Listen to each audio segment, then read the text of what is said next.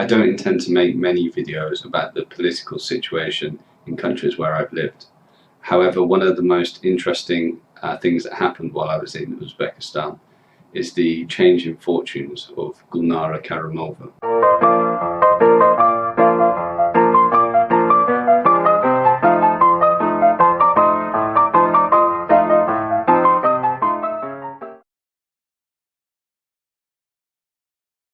It couldn't have been more than a few weeks that I was in Uzbekistan before I heard the name Gulnara Karimova. She was the oldest daughter of the president at the time, Islam Karimov, and he'd been president of Uzbekistan since the Soviet Union broke up. Because of her status, that afforded her a number of positions in the country. So she was Uzbekistan's representative to the UN. She had a number of charitable interests, and I think it's fair to say that some of those probably did some good for the people of Uzbekistan. She had her own fashion brand. She was also a pop singer, and she had an album that featured Julio Iglesias and Gerard Depardieu. And she also had a number of business interests. Through documents that were released on WikiLeaks, the US actually referred to her as a robber baron who muscled in on any lucrative business in the capital. And it's rumoured that she took hundreds of millions of dollars in bribes from foreign telecoms companies that wanted to set up in Uzbekistan. Gulnara effectively controlled Tashkent. So much so that one evening I went to a nightclub called Katakumba, which I believe was also owned by Gulnara. And as I was leaving, I was walking across the car park with my girlfriend of the time. And a security guard came over and led us to a corner of the car park and told us to look in a certain direction. Obviously, I did look over my shoulder to see what was going on, and this convoy of black vehicles, including Mercedes and Porsches, drove past us, all of which had tinted windows, so you couldn't see who was inside them. After it had passed and we continued our journey home, I asked the girlfriend, what was that about? And she said, oh, that's Gulnara. So her control was such that ordinary people were not even allowed to look at her convoy, even though it had blacked out windows. So it seemed that Gulnara could get everything her own way, and there were no limitations to that.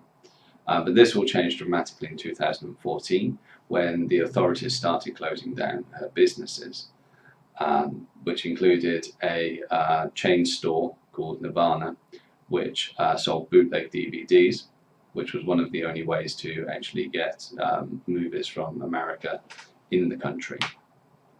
Nobody really seems to know why her wings were clipped, but it seems to be believed that she fell out with her family around this time, and in fact there are stories of her and her father having an argument on the steps and her father literally striking her down.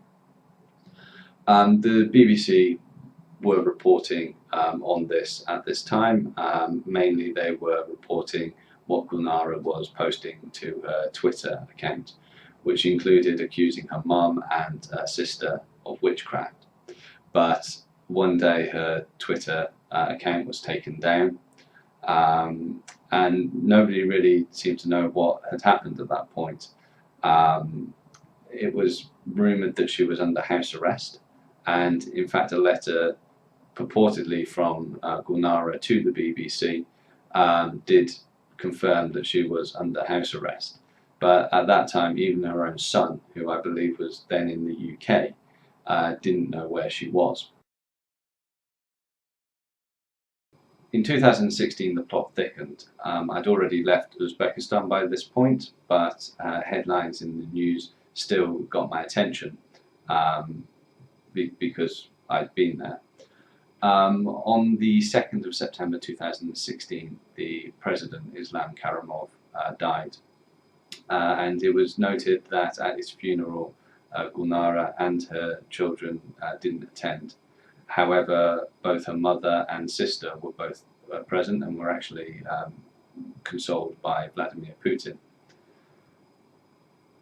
In November 2016, it was rumoured that Gulnara had been poisoned and had died while under house arrest. And it's around this time that her son started calling on the authorities to say where his mother was. In 2017, it was revealed that Gulnara had in fact been under house arrest since 2014 as part of a 5-year sentence. It was also revealed that in 2015 a hearing had been held inside her residence over the corruption charges. However, last year in 2019, Gulnara was transferred to prison for breaking the terms of her house arrest. So I thought this was an interesting topic to make a video about because firstly you have this story of a corrupt person getting their comeuppance for their actions. Secondly, I also think it's actually a terribly sad story because when you realise that Gulnara was under house arrest from 2014, her father died in 2016, supposedly the last time they ever spoke is the time that she argued with her father, and I just think that it's really sad that their relationship was left in that way.